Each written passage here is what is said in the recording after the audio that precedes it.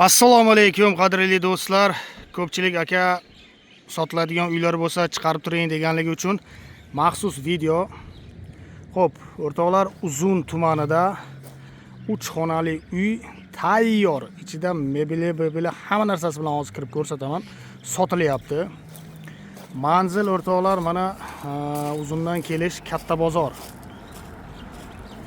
Dehqon bozor bu tomonda, orqasidan mol bozor, buyog'i mehnatga ketadigan yo'l. Dehqon bozori. Shuni ro'parasida 5 etajli domni birinchi etaj sotilyapti. Orqasidan mol bozor. O'rtoqlar, 3 xonalik. Menga nimasi yoqdi? Mana gaz turbalarini ko'ryapsizlar. İçida duh konturni, ya'ni atapleniya o'rnatilgan. Atapleniya kopeyka pul ketadi deyapti. Hamma narsasi narxiga, hozir hammasini tushuntirib o'taman narxlarini.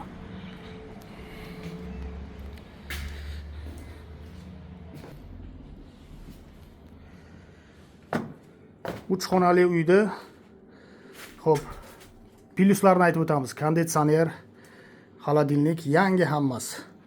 Mana bu yerda strelniy mashinka, mana 10 kilolik uy ham shu turishida. Hamma narsasi. Stol, stul, televizor. Bu tomonda mana divan, nimalari, shkaflari hammasi. Bu tomondagi ham gilam, pilam, televizor, hamma narsalari. Duh konturni ko'ryapsizlarmi o'rtoqlar, mana atapleniya, mana issiqqina atapleniyalar. Suv, issiq suv, sovuq suv, hamma narsasi. Gaz. Xullas, opsi hamma narsasi ichida. Aytilishi 25 ming deyilyapti. Realni kelib olaman deydiganlarga kelishtirib beriladi. Yana plus ozgina krediti ham bor. Hozirgi kunda 1 million 200 mingdan chiqyapti ekan krediti. 1 million 200 $100 ham emas degani.